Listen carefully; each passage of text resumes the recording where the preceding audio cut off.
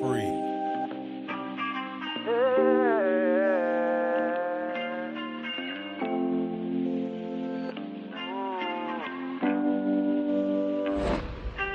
One day I'm gonna be everything I wanna be.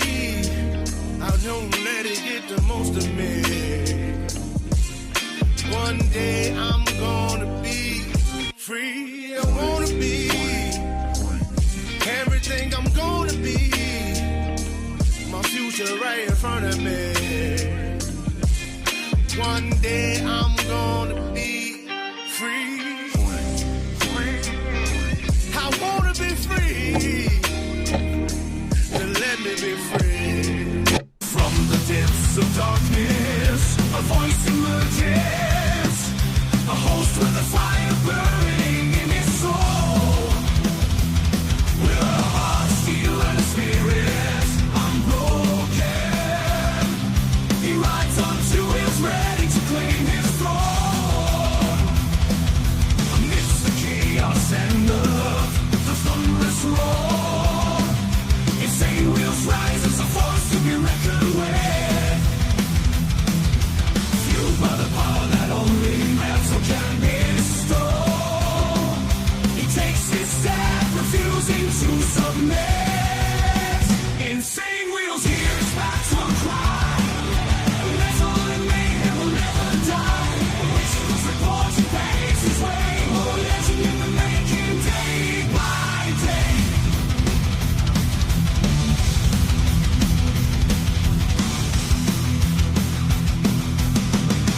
Man, oh man, good morning Vietnam. Hopefully everyone's enjoying themselves and their Monday morning so far. Definitely know we are. Great to see everyone back and at it, man. Happy start of the week to everyone. We got a lot to go ahead and discuss. There's been a lot of shit that happened over the weekend, of course, as you guys probably could imagine, right? So anyways, today we have Trump and Hegseth are going to be doing an announcement sometime today. I actually don't know what time that's going to happen, so we're going to find that out probably together throughout this live stream. But as you guys know, there's a lot of things that happen that are later within the day and not within the hour that we're live streaming per day. So we may see it hopefully later on. And maybe we even might see it here on the stream today. So we'll see. Anyways, and then holiday travel begins. As you guys know, it's Christmas time. The holidays are here. And then U.S. pursues third oil tanker, meaning they were trying to seize a third one. They already seized a second one over the weekend, but then there's a questionable third, and we'll talk about that here soon. And then other top stories. So the way that I have this is strike footage. We have some strike footage moments. U.S. fighter jets fired missiles in Syria. Now, this was them responding back to the two National Guard that were unfortunately killed over there in Syria, and then as well as an interpreter. So those three unfortunately died, and of course Trump told the world that we're going to strike back, and that's exactly what did happen. So we have that video footage for you guys as well. And then let's see, Savannah acid attack. Now, acid attack, as you guys know, lighting someone on fire, burning, or throwing a whole bunch of acid on someone, it's probably one of the most cruel things you could do to someone. Well, this woman was severely burned in an unprovoked attack, quote unquote, they put it. So she didn't even see it coming. All of a sudden, she's getting fucking doused in acid, and she actually survived, man. Brutal case for sure, though. But that just came out, I believe, Saturday morning, something like that. Anyways, and then we had another thing that happened Saturday, breaking. U.S. seizes second ship off of Venezuela coast. And, of course, now we're going to follow all of these, right? This is what we are doing here. And so, yes, we did, in fact, take a second Venezuelan ship, tanker, and it is in now U.S. custody now. Anyways, we have an interesting thing happening with TikTok. TikTok signs deal to form new U.S. unit with investors. And also another super interesting story regarding Luigi Mangione. Mangione lawyers renew bid to toss death penalty, claiming AG, Attorney General Pam Bondi, has conflict of interest. And that's what this whole thing is quoted as, quote, conflict of interest. That's going to be also interesting. Now, Senator Lindsey Graham spoke, I think it was also Saturday. I may be wrong on that. Maybe it was Sunday. I don't know. Anyways, Lindsey Graham comes up and meets with Prime Minister Netanyahu, and he is speaking on the ceasefire basically with Gaza. And he's basically wanting to go, he's just talking about how Hamas has not disarmed completely and they need to. And so he's basically telling them, if you don't do that, I'm strongly urging the president to take action. I'm like, holy shit, Graham, this is crazy out here. But anyways, and then regarding the third ship, remember how there's a third ship in question here. U.S. pursues third ship off of Venezuela coast, officials say. Now, this is 18 hours ago. It says the U.S. Coast Guard was pursuing another sanctioned oil tanker in the Caribbean Sea on Sunday, as President Donald Trump's administration's intensified in targeting of such vessels connected to Venezuelan government. The pursuit of the tanker comes after the U.S. seized a tanker for the second time in less than 2 weeks on Saturday. Right. Okay, so then we have just 2 hours ago, Russian general killed by car bomb in Moscow. Holy shit. And then we have Israeli government spokesperson briefing, and that's usually, where we get to see the, what's her, I forget her name, but she's light on the eyes, you know what I mean? Easy to look at. Anyways, before we get all into it, man, much love, honor, respect to everybody. Thank you all for being here. Let's go ahead and do our call to actions before we get into all these stories. We cram everything into a single hour, so we got to get right to it. So make sure you guys come in and hit that like button, as well as double tap the screen if you're on the vertical side. I very much appreciate you guys, as well as hitting that subscribe button if you guys are new here. This is what we do Monday through Friday. Let's go ahead and get a little bit of the money part over, though. We have, please consider becoming a member, starting only at $2.99 a month, making sure we're not breaking the bank out there with anybody, but check it out. This is what allows us to be on these airwaves as well as have these lights on. So thank you guys for becoming members and staying members. Little side note here, follow my Instagram at BallValveTV, where I post everything behind the scenes of not only my life, but of the show, Millennial Food Time, breaking news, the campaign trail. It's a great way to get a hold of me one-on-one. We also have a Discord server for all of you legends. One of the moderators will go ahead and drop you a Discord link right now. And if you guys are watching this on the playback, go into the video description box down below for all the links, especially for the Discord. And then last but not least, man, all super chats, super stickers, gifted memberships, and membership signups are, of course, all going to be presented live onto the show and shouted out.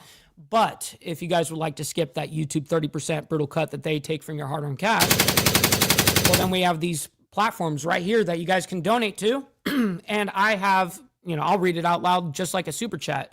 So I've got my email up and ready to go. So if anything comes our way, we will read it right away. All right, all of you legends, man, we got to get right to this. We got Sterling Will coming in with the gifted membership, man. I very much appreciate that, kind sir. Thank you very much, not only helping me, but helping someone in the Breakfast Club, man. So thank you very much. All right, so let's see. Real quick, we'll say hi as quickly as possible because we got to get right into this. We got a lot of stories to get through. We got Rebecca as well as Mountain Woman. Good morning, ladies. Great to see you guys. We got Sterling Will as well as TVT. And Brother Glare, Steve Posey, good morning to you guys. Naomi as well, good morning, good morning. We are running our way down. We got Prez as well. Jimmy Mack, good morning to you, kind sir. Great to see you in the chat. We got Gary as well, man. And Bullets Stop Acid. It could, I guess. Jimmy Mack, I got you with the boom. Shit. Let's see here. We got Dylan Patterson. Good morning to you, kind sir. Great to see you in the chat, man. All right, so we're going to get right into this, ladies and gentlemen. There's too much shit going on here. All right, strike footage. Moments U.S. fighter jets fired missiles in Syria. Now, again, this is, like I said in the very beginning here, this was a response to the 2 National Guard that were unfortunately killed over there, as well as an interpreter for the United States. So, anyways, this is the promised strike back that Trump did. We are following some news here as we learned yesterday that the U.S. military launched strikes in Syria, and now we're getting some... What's up, Miss Lotus? Good morning to you. New video in here showing that operation. Putting this up on your screen right now from U.S. Central Command. This was a post to social media saying U.S. forces struck 70-plus ISIS targets in Syria, peace through strength. And you can see... Damn. Damn. U.S. and Jordanian forces struck 70-plus ISIS targets in Syria with 100-plus precision mutations. Peace through strength. Holy shit, that came from CENTCOM. Left side of your screen there is a still of that video, and I want to put that up on your screen here now. Once again, this was posted to social media just last night. The Trump administration launched military strikes yesterday in Syria to eliminate Islamic State group fighters and weapon sites in retaliation for an ambush attack that killed 2 U.S. troops and an American civilian interpreter almost a week ago. A U.S. official described it as a large-scale strike that hit 70 targets in areas across central Syria that had IS infrastructure and weapons. Another U.S. official who spoke on the condition of anonymity to the Associated Press to discuss the sensitive operation said more strikes should be expected. The new military operation in Syria comes even as the Trump administration has said it's looking to focus closer to home in the Western Hemisphere, targeting alleged drug smuggling boats in the Caribbean Sea and vowing to keep seizing sanctioned oil tankers as part of the pressure campaign on Venezuela's leader. The U.S. has shifted... What's up, Mark? Good morning to you. Great to see you in the chat. ...significant resources away from the Middle East to further those goals. Its most advanced aircraft carrier arrived in South American waters last month from the Mediterranean Sea. President Trump pledged, quote, very serious retaliation after the shooting in the Syrian desert, for which he blamed... Well, he wasn't fucking around. ...the Islamic State. Those killed were among hundreds of U.S. troops deployed in eastern Syria as part of a coalition fighting the militant group. I also wanted to share this post here on your screen with you from Defense Secretary Pete Hegseth. He says U.S. forces commenced Operation Hawkeye Strike in Syria to eliminate ISIS fighters, infrastructure, and weapon sites in direct... No, just so you know, Dubstep Ghost, this was in Syria. So this happened over the weekend as a retaliation. I think it happened on Friday or Saturday. I can't really remember. I think it was Friday. But nonetheless, yeah, this did happen in Syria. On U.S. forces that occurred on December 13th in Syria. This is not the beginning of a war. It is a declaration of vengeance. The United States of America, under President Trump's leadership, will never hesitate and never relent to... Shit, did Sick Bastard raid us this morning? Shit. Thank you very much for the raid, Sick Bastard. Always appreciate you and your family coming over and hanging out. As we said directly following the savage attack, if you target Americans anywhere in the world, you will spend the rest of your brief, anxious life knowing the United States will hunt you, find you, and ruthlessly kill you. Today, we hunted and we killed our enemies, lots of them, and we will continue. We also heard from President Trump last night in a speech in North Carolina, and he hailed the operation as a, quote, massive strike that took out the, quote, ISIS thugs in Syria who were trying to regroup. Syria's foreign ministry, in a statement on X following the launch of the U.S. strike, said that last week's attack underscores the urgent necessity of strengthening international cooperation to combat terrorism in all its forms, and that Syria is committed to fighting ISIS and ensuring that it has no safe havens on Syrian territory, that will continue to intensify military operations against it wherever it... Yes, by the way, Merry Christmas to everybody. And do you guys like the logo at the top? I put the little Santa hat on top of the logo, and it's on here as well. See, actually, you can see it better on the thumbnail, but yes, sir. Merry Christmas to everybody. This is a threat.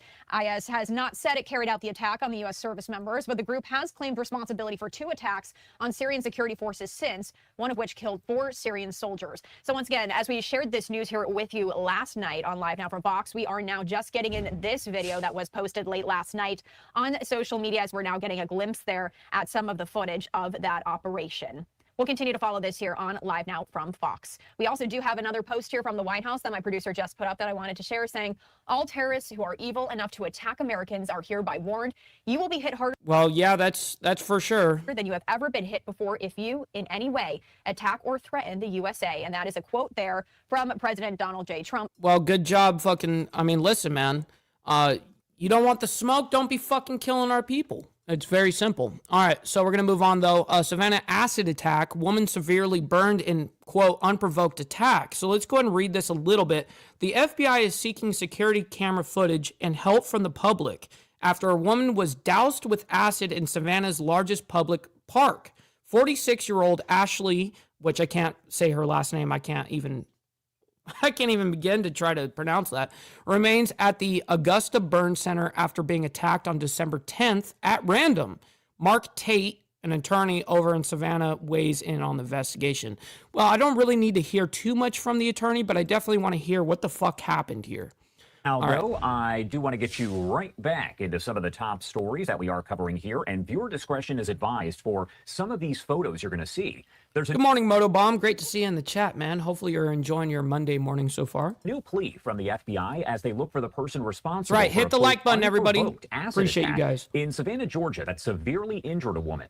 Photos provided to the Associated Press and Fox News show the 46-year-old woman in the hospital after suffering extreme burns. The FBI and Savannah police say the victim was returning to her home near Forsyth Park, a 30-acre park in the historic district, when a man wearing dark clothing walked up behind her and poured acid on her.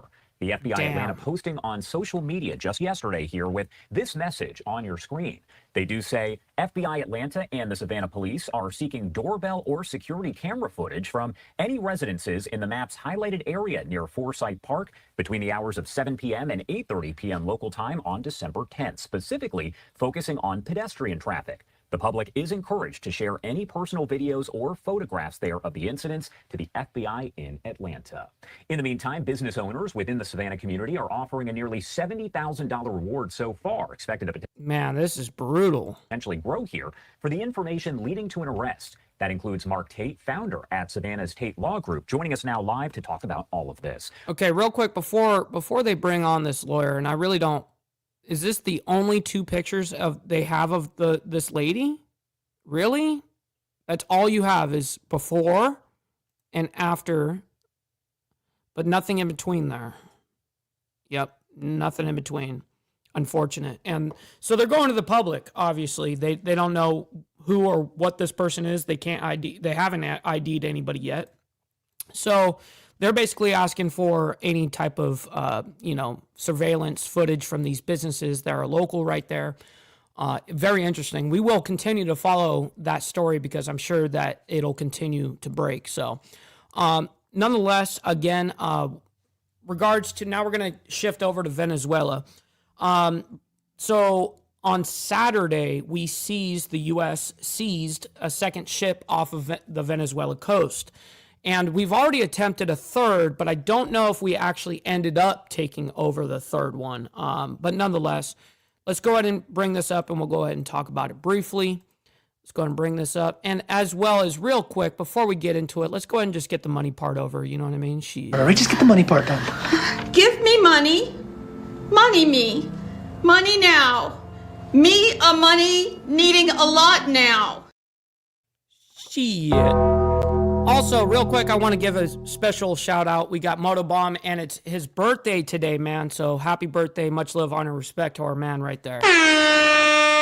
All right, let's get right into this. We do, though, have to transition now to some breaking news that's just now coming into our newsroom. I'm going to put up this tweet we have from the Associated Press. They just put out this report a few moments ago saying, breaking, U.S. forces stop a second sanctioned merchant vessel off the coast of Venezuela in international waters, according to U.S. officials. And so we're learning a bit more now, but we do know that U.S. forces today stopped a vessel off the coast of Venezuela for the second time in less than 2 weeks. This as President Trump continues to ramp up pressure on the Venezuelan president, Nicolas Maduro. And we got a Gorilla Piss up in the building. Shout out to my man as well. Great to see you. The move, which was confirmed by 2 U.S. officials who were familiar with the matter, comes just days after President Trump announced a blockade of all sanctioned oil tankers coming in and out of the South American country following the December 10th seizure by American forces of an oil tanker off of the Venezuelan coast. I also want to put up this live vantage point that we have of the White House as we're still continuing to learn a bit more information. We do know that the officials, though, were not authorized to discuss publicly the ongoing operation militarily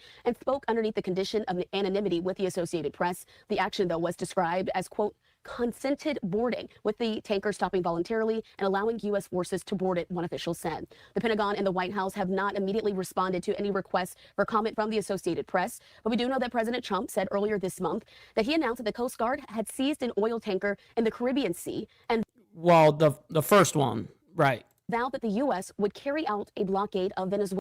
Now, you got to remember, again, I've said this on the first seizure of the first tanker, but these are huge tankers. These are not some smaller scale tanker.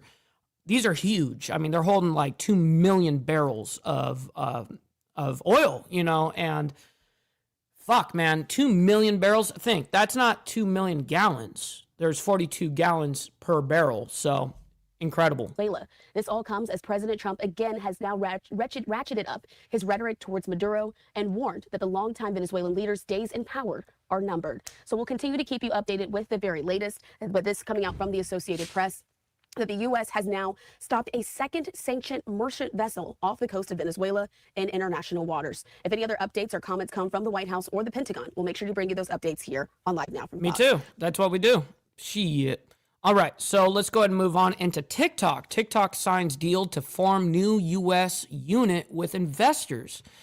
There's always some developing shit with TikTok, man. It's very interesting how this is all played out. All right, you're watching Live Now. I'm Austin Westfall. Let's talk about TikTok. TikTok has signed agreements with three major investors, Oracle, Silver Lake, and MGX, to form a new TikTok U.S. joint venture, ensuring that the popular social video platform can continue operating in the United States. The deal is expected to close on January 22nd, according to an internal memo seen by news outlets. Bobby Allen is here. He's a technology correspondent for NPR. Bobby standing by here. Firstly, what do we know KP, perfect timing, by the way. Great to see you in the chat. So far about the key terms of the agreement, including how will ownership be divided and which functions will the new U.S. entity actually control? Yeah, so I've been covering this TikTok debate for 6 years now, since Washington really has been sort of closing in on 6 years? What? TikTok. And the number one word that you hear in this debate so often is the algorithm. Like, people talk about the big bad bogeyman that is the TikTok algorithm. Oh my God, this guy. Why are you gay? This is going to be hard to listen to. And the effort has always been to take that away from Chinese control. Now, under this agreement, ByteDance in Beijing still owns the algorithm, but it will be retrained with U.S. user data. It will basically be leased to this new entity. And who will be overseeing that entity? Silver Lake, which is a private equity firm, Oracle, which is run by Trump ally Larry Ellison, and MGX, which is an investment fund out of the UAE. So those investors are going to have a lot of control over what people see on TikTok going forward. You know, yeah, and I was reading about that. The underlying algorithm remains owned and updated by ByteDance in China, but it will be retrained, as you said, with U.S. data. Will that comfortably address U.S. national security concerns? That's the question. Well, yeah, I would say to a majority extent, but of course the U.S. government wants every bit of control they possibly can. So, right? When the law was passed by Congress, they wanted to ensure that there was no operational control from China, meaning that it would be totally severed off and independent from Beijing. I talked to a number of national security experts about the question you just posed, and people are kind of divided. On one hand, these are real national security guarantees. It is going to be cordoned off from China. Oh shit, Mr. He says the guy didn't say it, but Abu Dhabi buyer is involved. So TikTok is now has Islamic influence. They left that part out. Very interesting. I did not know that, Mr. But great to see you in the chat, bro. Instead, the engineers in ByteDance are still the ones who control the IP, the algorithm, and will be sending updates to the IP, the algorithm. But it will be up to U.S. auditors at Oracle and the other companies involved in this new entity to make sure that the Chinese don't influence what we see on our feed. They don't try to amplify things while we're scrolling. That they don't try to suppress any kind of videos that maybe are uncomfortable to the Chinese point of view of the world. So yes, this is a real national security mitigation step. Is it full severance from China? No. Will this lead to different content moderation outcomes in the U.S. version of TikTok? When people are scrolling, are they going to see different things? They may, because right now there's going to be the U.S. version of TikTok. Well, and the U.S. version is going to be, to our AI system. I guarantee it. That's essentially how they're going to link it. But I really don't need to hear much more from dude, honestly. But it is very interesting. TikTok signs deal to form new U.S. unit with investors. Let's see if they have anything of value in here. TikTok has signed agreements with three major investors to form a new TikTok U.S. joint venture, establishing the popular social media video platform can continue operating in the United States. NPR technology correspondent. Okay, so here's what I wanted to fucking hear. I want to hear what those three major investors are right there. That's what I want to know. That's the part that I want to know. All right, so we're going to move on, though, for now. Mangione, his lawyer, has now come out and said that there is a conflict of interest somewhere here. I don't know what exactly, but Mangione lawyers renew bid to toss death penalty, claiming Attorney General Pam Bondi has conflict of interest. Now, if you guys don't remember who Luigi Mangione is the man that killed Brian Thompson, the healthcare CEO. I think that's his name. But nonetheless, the healthcare CEO over there in New York. And so anyways, let's go ahead and bring this up and see what they're trying to propose here, because I really don't know what the quote unquote conflict of interest is. Welcome back into Live Now from Fox. We are turning our attention now to the case against Luigi Mangione, the man accused of killing United Healthcare CEO Brian Thompson. So this last week was week 3 of pretrial hearings, and it wrapped up. What we know now is that Mangione's lawyers are contending that Attorney General Pam Bondi's decision to seek the death penalty against him in the killing of Thompson was tainted by her prior work as a lobbyist at a firm that represented the insurer's parent company. Joining us now to break this all down is our good friend here, Lisa Evers with Fox 5 in New York. Oh, they Lisa, actually showed the fucking the piece? I thought it was okay. It is. It looks like it is. So this is supposed to be what I heard originally. Now I may be wrong on this. I don't know. But I originally heard that it was a 3D printed gun, and that's why originally it jammed up. But I also got corrected by a couple of my buddies who are really into firearms as well, and they let me know yesterday regarding if you put a silencer on something like this, you're going to have to compensate, and I forget what the exact, if it's like the spring or something. I can't, they are professionals at this, and they're like, listen, with the amount of pressure that's dispersed from a silencer, it's very easy for the slide not to rack fully, and hence why he got jammed up. Now, I thought he got jammed up originally because it was just a 3D printed gun. They're pieces of shit. Anyways, let's go ahead and figure out, because I haven't seen this evidence right here. This is the first time I'm actually seeing this evidence of what was in the bag and the actual gun up close like that. Insurer's parent company. Joining us now to break this all down is our good friend here, Lisa Evers with Fox 5 in New York. Lisa, always good to have you. You see that piece of shit silencer on that motherfucker? You guys see it? They scrolled by it really quick. Right there. That's the can that he used. Right there. Shit. Fox 5 in New York. Lisa, always good to have you. 3 weeks of a pretrial hearing. There's a lot to get to. Corral, this should really go down. By the way, real quick, make sure you guys hit the like button. You guys don't have to like everything that's happening around the world, but you guys can like it for me and what we do here. We got 250 of you guys. Make sure you guys double tap that screen on the vertical side. Very much appreciate in that. the Guinness Book of World Records for the longest pretrial hearing in Manhattan Criminal Court, because every lawyer that I spoke with, every former prosecutor I spoke with. Yeah, they had it unthreaded and taken off down there. Yeah. I said normally these pretrial hearings at the most will last 2, in a few rare cases, 3 days. This was nearly 3 weeks. And the battle was always the same. The prosecution wanted this backpack that contains vital evidence, the gun, the silencer, magazine clips, his notebook that contains what has been described as his manifesto against Mr. Thompson, against United Healthcare. All of these things admitted. His defense team says, you cannot admit this because this was an illegal bag search. It was unconstitutional, and it should now be it should not be allowed in. So that's what the whole debate is. Now, this is the state case. So what happened was Thursday, things wrapped up. The judge said, okay, here's the schedule moving forward. He gave a timetable throughout the winter months, and then said he will render his decision in the middle of May about whether or not this back. That's when they approached him at like McDonald's, the original, when they found him. Which is so critical, will be allowed in or be allowed out. Now, prosecutors also have other evidence, but I mean, when you have that backpack evidence, when you have his writings, when you have what the prosecution described as in some of those writings, a very detailed plan for this assassination. You have that ghost gun, that 3D printed gun to match ballistics that were retrieved by NYPD at the actual scene of the shooting. You have all of these things right there to present that to a jury as a slam dunk. So there was just a very bitter fight going on. And at one point during the pretrial hearing, I was in court for most of it. What's up, Tiffany? Good morning to you. Great to see you in the chat. The judge said, hey, this isn't the trial. Save that for the trial. This is the pretrial hearing on this. And then, Carl, the other thing that made it interesting is they had so much body cam video of the actual police search, and things were done a little bit differently in Pennsylvania than are allowed to be done in New York. But you also heard Mangione saying, I don't want to answer any questions. Now, I'm surprised that backpack is actually being used as evidence because I thought that they ended up tripping up the whole thing because he wasn't read his Miranda rights in the first 27 minutes or something ridiculous of, and that is the fault of the arresting officer or whatever the case is.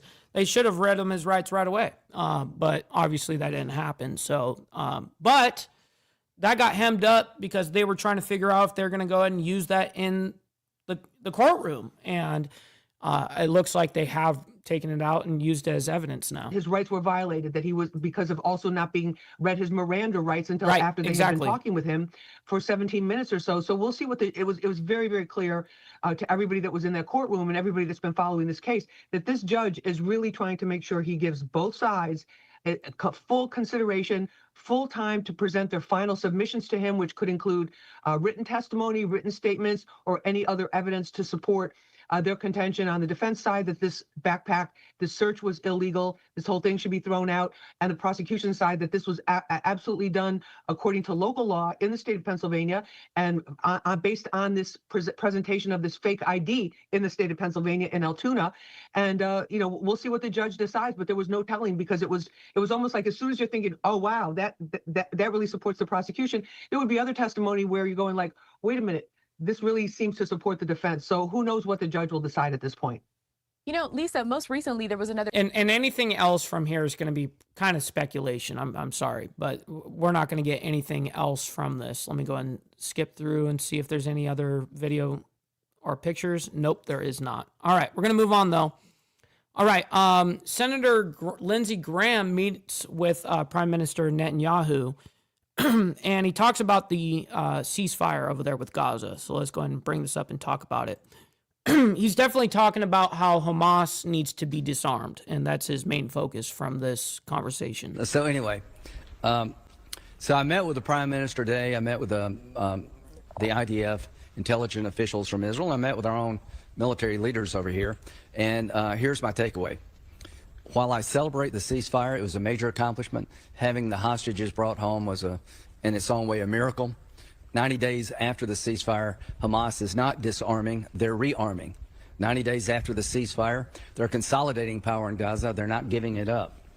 This is a problem. I do not believe it's possible to have a good outcome in Gaza with Hamas still armed. I don't believe he can develop part of Gaza and be successful if Hamas controls the other part of Gaza.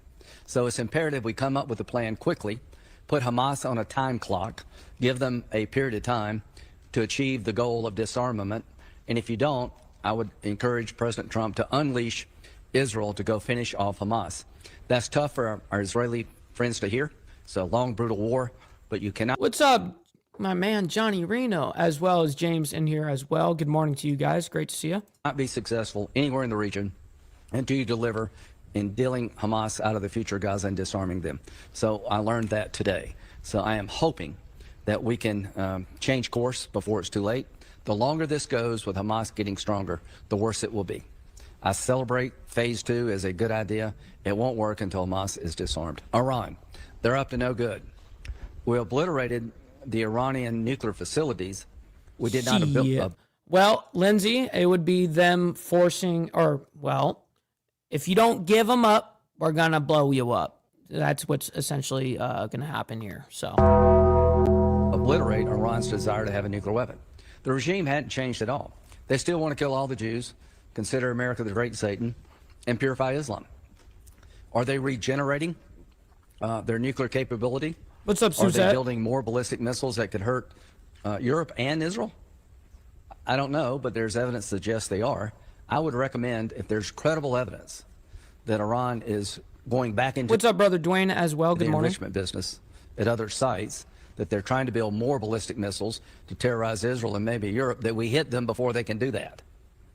The one thing I've learned about radical Islam, the only language it understands is force. So I am hopeful we can put Hamas on a time clock.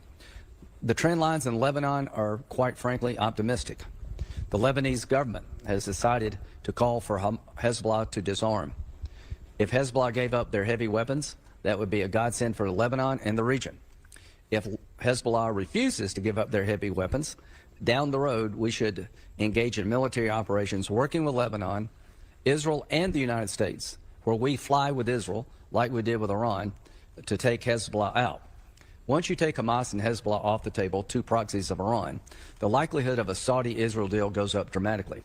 I think Lebanon would be a good candidate to expand to Abraham Accords once Hezbollah is dealt with. So Hezbollah either voluntarily gives up their heavy weapons, or we have to come up with a military campaign to achieve that goal. Without achieving that goal, the region will never move forward. The idea that Turkey, a NATO ally, which helps in many ways, in other ways not, the idea that Turkey would be part of a stabilizing force on the board of peace would rock Israel to its core. There is no political support anywhere in Israel for having Turkey being involved in the stabilizing force. Erdogan's comments against Israel are beyond the pale. So if anybody's thinking about having Turkey involved on the ground in Gaza, you would create a massive problem for our friends in Israel. Not left, right, it's everybody would have the same view. Questions? Senator Graham, for many years you've been the proponent of Israel. Yeah. What do you think Israel should be doing now to improve its international standing? I think Israel needs to be seen as wanting peace, which they've been willing to not do yet. Engage in. You had 7 Arab countries recognize Israel. Israel's willing to work with their Arab neighbors. They're also willing to fight the neighbors who. What's up, Douglas, over there on the Facebook side? Good morning. Great to see you. Want to kill them. Israel's not the problem. Hamas is the problem. Hezbollah's the problem. Iran's the problem. Have you seen Iran sign any peace deals with anybody? So the evidence is really clear that the Israeli people, through their government, yearn to be part of this region in a productive way. The evidence is clear that Hamas, Hezbollah, and Iran's worst nightmare is for the Arab world to recognize Israel and move forward together. October 7th was designed to stop normalization between Saudi Arabia and Israel. So anybody with a half a brain, Israel is not the impediment to peace in the Mideast. Israel is willing to live in peace with its Arab neighbors. Israel's willing to live in peace, but they will not tolerate those who want a second Holocaust. So I'm here today to tell you that Hamas is not in the peace camp. If you think Hamas is pursuing peace, you should not be allowed to drive anywhere. They're pursuing the destruction of the Jewish state. Iran is in the hands of religious Nazis. That's not the Iranian people, but it is the leadership. Hezbollah has got a lot of American blood on its hands. When you go to Lebanon, you go to Beirut, always go to a memorial to the Marines, 240 plus that were killed by Hezbollah, trying to ensure peace. So if you want peace, deal with the people who do not. Take them out of the game. Get your head out of the sand. There will never be peace in this region until Hamas is finished off militarily and politically. The people of Gaza and the West Bank have a new future available to them only if the radical elements that have been controlling those areas are replaced. If you want peace with Lebanon, you need to find a way to deal with Hezbollah, because they don't want peace with Israel. They want to destroy Israel. Most people in Lebanon don't want to destroy Israel.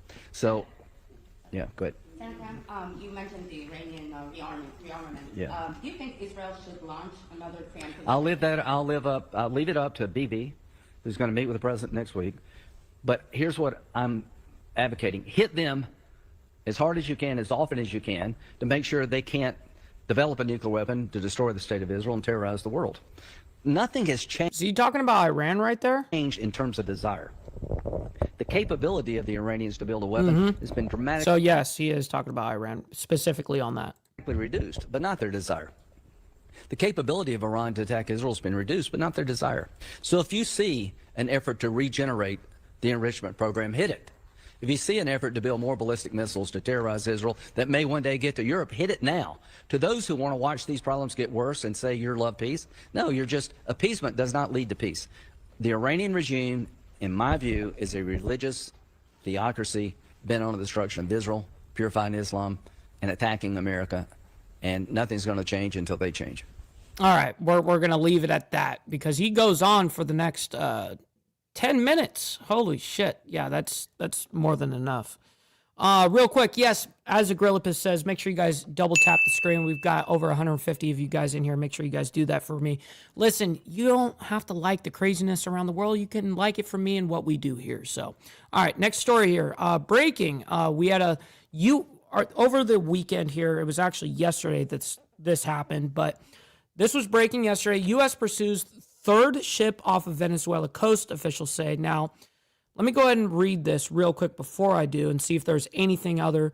The pursuit of the tanker comes after the U.S. seized a tanker for the second time in less than 2 weeks on Saturday. So that was the second one that we got. Now, this is the third that happened on Sunday, yesterday. So, all right, let's go ahead and bring this up and we'll go ahead and discuss it. All right. But first things first. Always embrace your fuck ups. You know what I mean? Shit. I'm just saying you should always embrace that. Don't beat yourself up over past mistakes. You are going to fuck up again in the future, quite possibly in a most spectacular fashion. Why worry about yesterday's fuck ups when you have tomorrow's fuck ups to look forward to? You are a fuck up, and fucking up is part of your growth process. Embrace the process. Embrace the process. All right, we're moving on. Let's go. Right now, I do want to take you out to some breaking news that we are following with the help of Lucas Tomlinson over at Fox News, as well as the AP and Reuters. As Lucas says, U.S. chasing a third oil tanker in the Caribbean today. Quote, the United States Coast Guard is in active pursuit of a sanctioned dark fleet vessel that is part of Venezuela's illegal sanctions evasion. It is flying a false flag and under a judicial seizure order. That is according to a U.S. official who spoke with Lucas. Now, of course, we are following all of the latest here, as we actually have U.S. officials also telling Reuters and the Associated Press that the pursuit does involve that dark fleet vessel, and adding the vessel is flying a false flag and under that judicial seizure order. This would be the second ship seized by the U.S. this weekend, and the third in less than a week. As of now, the White House has not made any sort of comment, but do want to take you out to this video right here, because we actually heard from Homeland Security Secretary Kristi Noem as she released this 7-minute video of Saturday's seizure of an oil tanker also off the coast of Venezuela. So this was the second one. President Trump announcing last week a quote-unquote blockade of all oil tankers under sanctions entering and leaving Venezuela, and it's all part of the U.S. pressure campaign on Venezuelan President Nicolas Maduro. Okay, cool. I want to see the current situation on the third ship here. I want to bring in Mark Chandler, Director of Government Relations at Coastal Carolina University, also a former senior defense intelligence official. Thank you so much, as always, Mark, for taking the time to be here, especially when there's breaking news. You're welcome, Josh, and good afternoon. Good afternoon. Well, the first question, a big one here, what is the significance of all of this? Because we had that first seizure, technically the second seizure yesterday, and now we have the second seizure of the weekend potentially here as yet another... meaning the third. Yes, oil tanker there is being pursued. Yeah, Josh, I think what you're really seeing is... Real quick before he answers this, we got my man Stacks in the building. Good morning and happy Monday start of the week to you, my man. Rapid elevation and Great escalation of the pressure on Maduro and his regime, his illegal regime, I want to point out before we go much further. You know, 2 tankers in 2 days, that's putting the U.S. military, they're really spreading their operations out there considering what we have in the Southern Caribbean. So if you go back just to a few days ago, like you mentioned, the blockade that was announced, now you're seeing the U.S. back up the words of a blockade with actual action. So when you look at this, you're starting to see this increased military pressure on that. But secondly, and I think significant, is the fact that this is also an economic... Holy shit. Speaking of economics, we got Agrillipus dropping a 5 gifted memberships right now. Let's go. Making that shit rain, cuh. I very much appreciate you. Not only helping me, but 5 others in the Insane Wheels family, man. So thank you for that. Economic squeeze. You know, about 80% of the export finances that Maduro uses, and I say Maduro and not necessarily Venezuela because he's very corrupt, what you see is comes from this export shipping of actually illegal oil shipments through these, as Lucas was saying, these dark fleet ships. And I'll talk about those a little bit later. Can you actually talk a little bit about those? Because that's something interesting that we've heard used, a term there quite a bit, but not everyone kind of grasps all of that, myself included. So can you kind of break that down? Well, what you're looking at when you look at, as Lucas said, dark fleets, but you also have shadow fleets and ghost fleets. So all 3 terms are used interchangeable. But basically, when you look around the world, these are ships that have, I would say, questionable flagging. And you can flag a ship. It's a naval term. It's owned by, say, a corporation or a country, but it's flagged for insurance purposes or just cheap purposes by another country. So a lot of these ghost fleets are flagged or changed their flag several times. That's what we're seeing in what's happening in Venezuela. But they're really used... Shit, we got Go Fast in here as well. Good morning. Great to see you. For transporting illegal goods, primarily oil. There's about 1,400 of these tankers that are in the so-called ghost fleet. Russia uses them to move its oil, its sanctioned oil. Venezuela uses a lot of them. And they're basically used to go, say, from Iran, from Russia, from Venezuela, over to countries like China or where other countries don't necessarily want to get involved necessarily. So they're trying to hide the registry of these ships and move oil, which is sold at a much reduced price on these ships. But the maritime tracking enterprise has a way to track these ships most of the way. Do you think that Venezuela... Let's see, Suzette. I think he did it on the normal side. Yeah, he did it on the horizontal side. You guys over there on the vertical side, unfortunately, missed out on the memberships. Shit. Sorry about that. In any way, Maduro specifically is going to respond to this or just kind of let it happen? Well, let me look at the elephant in the room first, and that's the Venezuelan military response.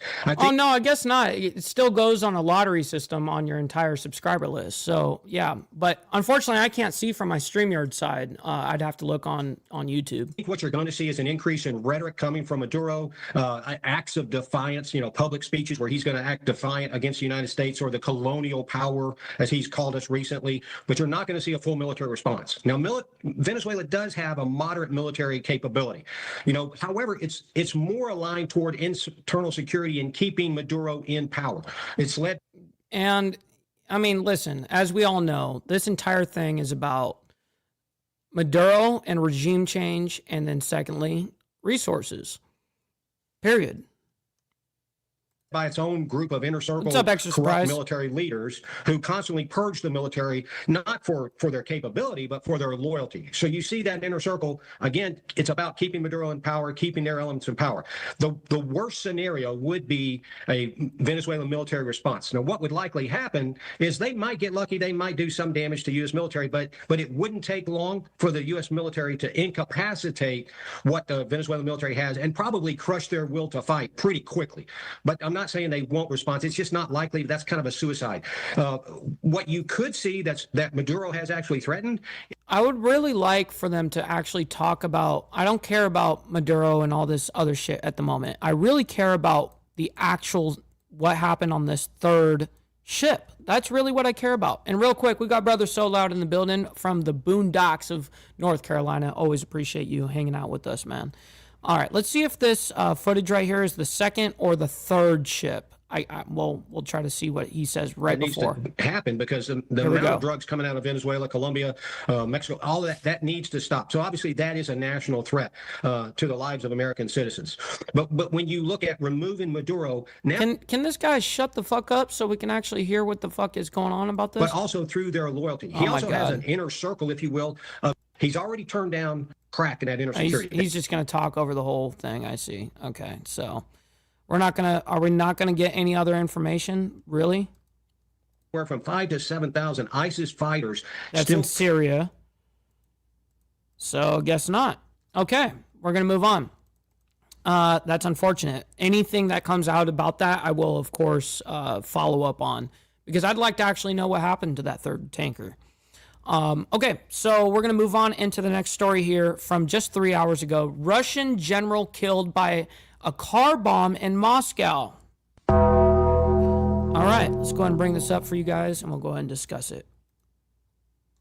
All right. We have some breaking news to report on this morning. A Russian general killed after a bomb detonated underneath his car in Moscow. Taking a look here at a social media post from the Associated Press, in which it says pretty much what I had just stated. The AP, though, does go on to say that investigators say Ukraine could be behind the attack. It is the third such killing of a senior military officer within a year.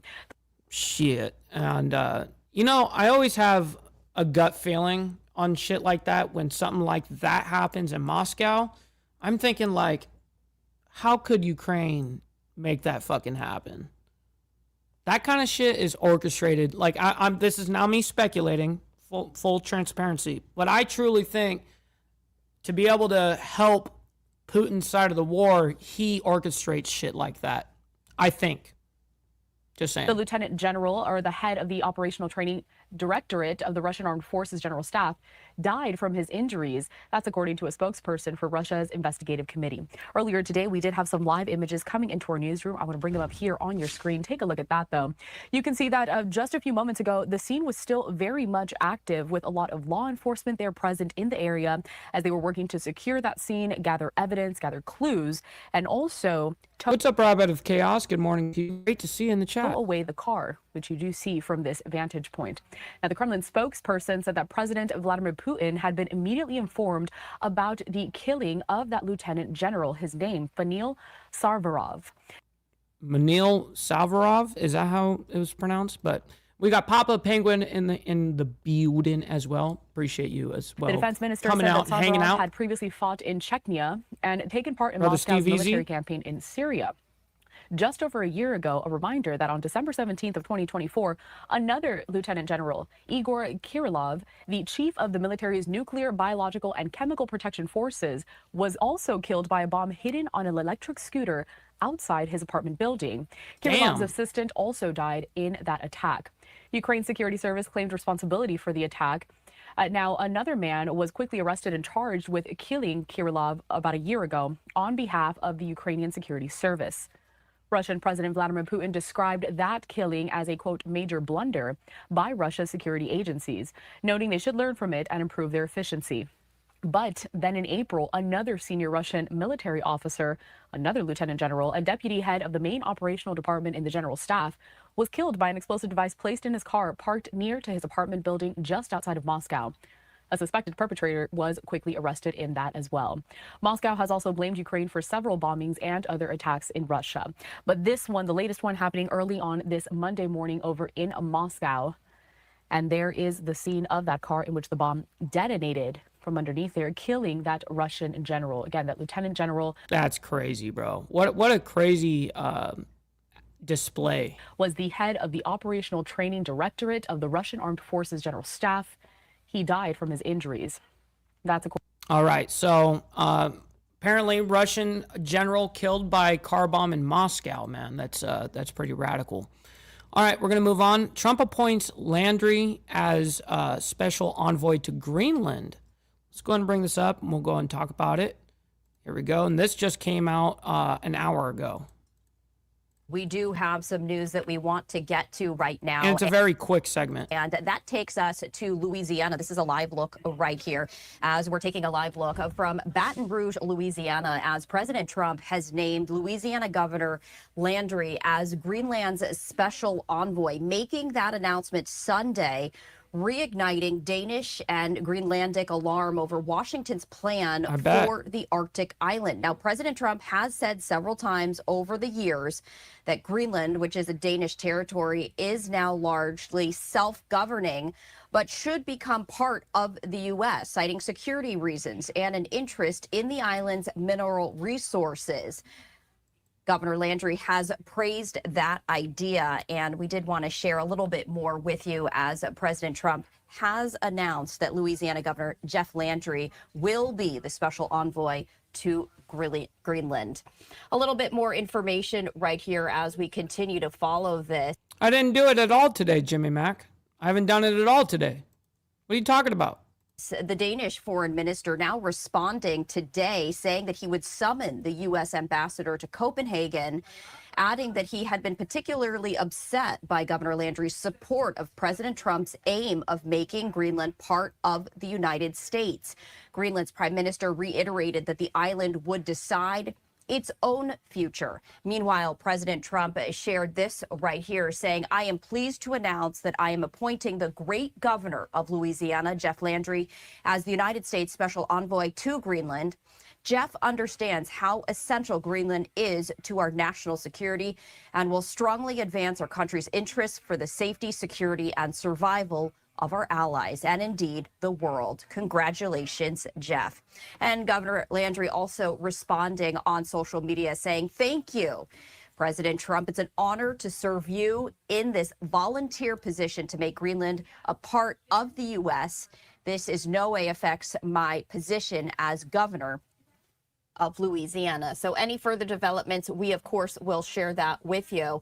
Greenland and Denmark, though, have consistently rejected the idea of Greenland becoming part of the United States. Yeah, but a lot of Greenlanders were in support of it, I heard. I mean, that may be, I don't know. I'm not actually there. But from the general consensus of what I found from the people that spoke out, at least, about it from Greenland, they were all about it.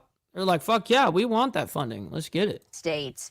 And officials saying, I am deeply upset by this appointment of a special envoy, and I am particularly upset by his statements, which we find completely unacceptable. So any additional information, we, of course, will bring that to you, but we did want to share the Yeah, and of course, anything that comes out, in between, this week, of course, we're going to present. We're going to follow all of these stories. That's what we do over here. So Anyways, listen up. That is my time. I can't thank each and every single one of you guys enough. Make sure you guys hit that like button on the way out, as well as double tap that screen. Very much appreciate you guys. All right, so we're going to raid our buddy Black Dragon, so make sure you guys stick around for that. Let them know we're coming through with the Mike Ball raid. Until tomorrow morning for more of the World's Madness. Much love, honor, respect, everybody. We'll see you guys very soon. And God bless everyone. Take care of it. And happy and Merry Christmas and happy holidays and all that shit. And Happy New Year as well. So we'll see you guys very soon. Much love. From the depths of darkness, a voice emerges. A host with a fire burning in his soul. With a heart, steel, and a spirit unbroken. He rides on to his ready to claim his throne. Amidst the chaos and the thunderous roar.